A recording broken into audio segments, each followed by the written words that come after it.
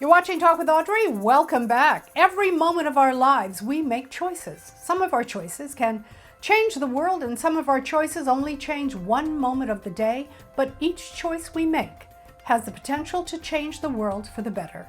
My guest today is Dr. Christopher Gilbert. He's a senior international ethics consultant, co-founder of Noble Edge Consulting, and the author of The Noble Edge, Reclaiming an Ethical World, One Choice at a Time. Welcome. Thank you very much. It's a real privilege, Audrey. Thank you. How and when did you become interested in exploring ethics and morality? Oh, great question. I think there were really two things that probably started this journey. The first one was a group of us had a small business back in the mid 80s that we'd raised venture capital for, and we tried to get, after 3 or so successful years of operating, we tried to get expansion money to move across the US. We were dealing with large corporations. One came in, spent a month with us, took off, and wrote us a letter and said they weren't interested. And then 6 months later, we found out they'd opened up an exact operation like ours in the Midwest. And we went out there and actually looked at it and realized that they had just taken our ideas. And I think that was a real blow because we had 35 loyal employees, and one of the worst days in my life was having to lay all those folks off. And I realized, I think at that point, we needed a different way of having this conversation. I left that opportunity, wound up with a professorship at a college, university, and started teaching. And I was teaching ethics to students, business ethics. And I realized that there was this disconnect in the way that the students were learning about the kinds of cases that had happened to me, where large company corporate executives are making heinous choices and defrauding for millions of dollars or laying tens of thousands of employees off because of mistake.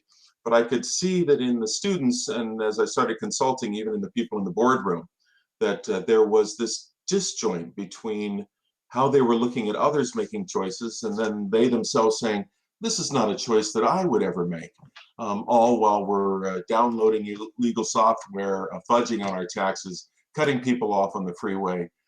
And I realized that what we needed to do was really create a new conversation about ethics, about choice making, because those choices, the small choices that we do every day, have impact. We just don't think of them on our ethical radar screens as something that's important to think about as an ethical choice. So consequently, I wanted to bridge that gap, and that's really how the book got started and how my PhD research got started in leadership and ethics, and it's been a wonderful voyage. Once you learned that your business idea had been stolen and implemented, of course, you had to make a choice because someone stole your idea, right? And your opportunity evaporated as a result of the choice you made. Yeah, absolutely true. And in fact, in the book, that's sort of the first choice that I talk about, first big choice that I talk about was we faced the situation as another company was involved in actually negotiating with us to spend the money, whether we would say something about this first company that had stolen an idea or not, because the idea was still a good one. And the idea of spreading it across the US was still a good one, a very lucrative one. And we really, I think I say in the book, fortunately, uh, subjectivism or just being worried about ourselves.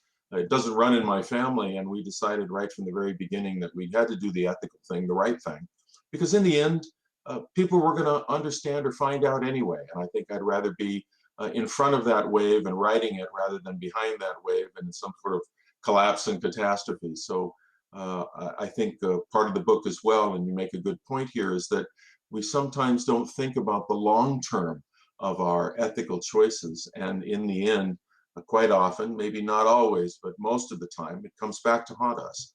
We want to be in front of that wave, not behind that wave, and think about our ethical choices up front in a long-term perspective. So that was really my first big business ethics choice.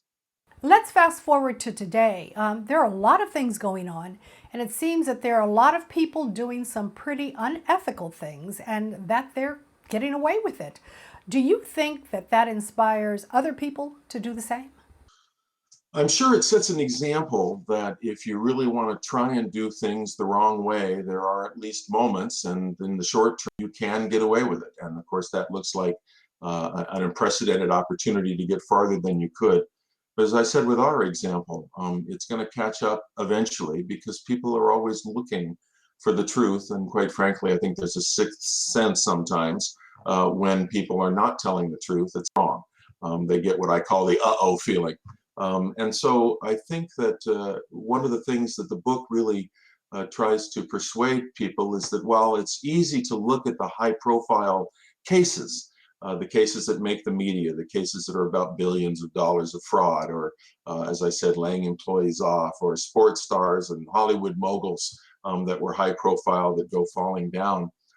Those are important stories, I think, to look at, and they may set an example, as you say, but quite frankly, it's really the small, everyday choices that wind up being the greater meanders off of our ethical pathway. So thinking about those small choices and the way that we make them actually has the bigger impact on ethics in the world. So even though the high profile cases seem large, we make decisions every day that climb up and down that moral ladder. And if we can focus on those choices, really understand ethically, we should be building trust and not eroding trust. As we make bad choices, we erode that trust. And as we make good ones, we're building the trust. That trust is what provides us our greatest personal freedoms. So it's really an advantage to be able to make the good choices, especially for the folks around us, but for ourselves as well. Absolutely. So let's talk about the difference between morals, ethics, and legality. Yeah, another good question.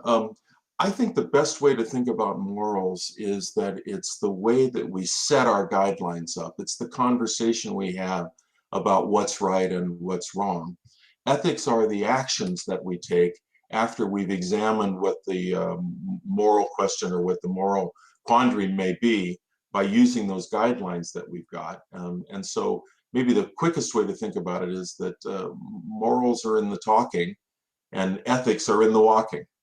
We use these words interchangeably, ethics and morality interchangeably, but if you want to really carry that distinction forward, and it matters when we're thinking about trying to change our habits in making choices, then I think that's probably the easier way to do it. Morals are in the talking, ethics in the walking.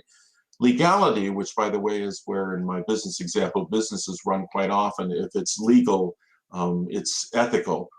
That's actually the start of a conversation about what's ethical, because if you think about it, laws tell us what we can do, ethics tell us what we should do. And in the end, in addition to understanding what we can do, it's probably more important sometimes that we think about what we should be doing rather than what we can do. So law is the beginning of the conversation about what's ethical, not the end of that conversation.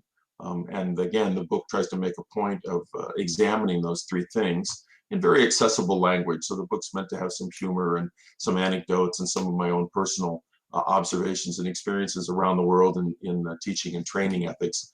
I think that if we can get businesses to think again on that side of the should do versus the can do, they're going to see greater profit. In fact, there are all kinds of numbers that demonstrate the top ethical businesses really quite often more profitable than the bottom 100 businesses in terms of ethics. So there's a real advantage to doing it both personally and in terms of profit, market share, et cetera, in business.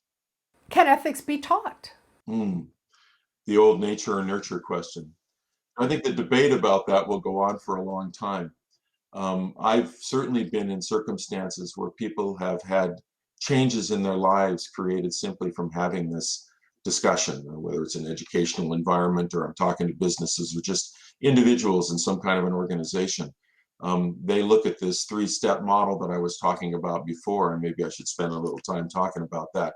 And they're able to see, just simply knowing that model is there, a better way or an easier way to be able to see the kind of choices they could make and judge whether those choices are really falling on the ethical radar screen or whether they're going to make a mistake if they don't. And I don't know, is it valuable? Should I talk about this three steps a little bit? Absolutely. Okay. And this is that ladder that we can climb and that we do climb every day. So again, we're looking at what the outcomes of an ethical choice are. So at the first level, we could really call it, it's about me. I'm making a choice, and what I'm considering is what the outcome's going to be to me, the person that's making the choice. So I'm either trying to get a reward or I'm trying to avoid punishment. in that circumstance. The next level up is it's about some of us. That is, not only am I concerned about me as I make a choice, but I'm concerned about a group of people around me or an organization around me that might be equally important to what I need, and I'm concerned about what they need because they're giving me something that I need. So the it's about some of us is myself and my partner, or maybe it's my church group, or maybe it's a Boy Scout or Girl Scout troop, maybe it's the city or county that we're in, maybe it's the sports group, the team that we love and that we're always grouped together and being a part of what I call, or what the book talks about as guilds. Then at the highest level, the third step, we can really frame that as it's about all of us. That is, as I make an ethical choice, not only am I considering myself and the group of people around me that I'm concerned about, but in fact, I'm taking into account all of the stakeholders of my choice. What's the outcome going to be to them? You know, an ethical choice is any choice that has an impact on someone else now or in the future. And so if I can make that group as large as possible, everyone who could be affected by the choice I'm making, I'm actually standing at the strongest and highest moral level in making that choice. And as I said, we step up and down those stair steps every day. The book is really put together to try and empower and inspire us to keep looking up that ladder and climb up that ladder, or at least look at why we might have stepped down when we were making a choice. And that model, that framework actually is a very easy one to adapt into a daily life. And that's exactly what I'm hoping we'll do in creating a conversation, at least across the US, about how we can make these better choices and think about climbing up that ladder. Well, Dr. Gilbert, as someone who studies and teaches ethics, do you ever get discouraged by what you see and hear when it comes to ethical and non ethical behavior? I don't think I'd be human without sometimes looking at things and at least scratching my head and going, "You've got to be kidding." But I think the more important answer to that is no. I'm not discouraged. In fact, I'm quite optimistic, even given what's going on or what's gone on, especially over the last few years, because more and more people of greater diversity are coming together to ask the right questions and to look at what their expectations should be, and how they can aim higher from where we are to where we could be. So, in that regard, I think there are conversations being created by the crises that actually turned out to be, in the end, victories, because it will change. Some things may get worse before they get better, but more and more people are beginning to ask the right kinds of questions about how we work together to push forward and go further than we are. That to me is a very optimistic thing. I'm sorry it takes the crises to do it, and of course I'm involved in the experiencing the outcome of some of those crises as well. But I think it's very important that people think very optimistically about the questions that these crises are raising, and the answers that more and more people are getting about where we ought to be versus where we are. Well, I certainly pray so. And I want to remind everyone, of course, that, this is a really tough time in our history. We're hearing and seeing a lot of things that we may or may not agree with, that we question, and like Dr. Gilbert said, or we're probably scratching our heads because it just seems so outlandish. But like he said, being ethical is being ethical, being unethical is unethical. So there's always a right and a wrong way to every decision that affects others. The question is, how clearly do you want to see it? And when you do see it, what are you willing to do about it? I've been talking with Dr. Christopher Gilbert, author of The Noble Edge, Reclaiming an Ethical World One Choice at a Time. Where can we get your book? Oh, all kinds of places. You can get it online, or the brick and mortar stores, Amazon, Barnes and Noble, Indigo.com, Books a Million. It's available in independent bookstores around the US now. When we first spoke on the radio, the ebook was out, but the print book hadn't come out yet. And now it's out. It's actually gotten 2 awards. One of them was the International Impact Book Award for Leadership. And it's also got the Hollywood Book Award for, I think it was business, the business category.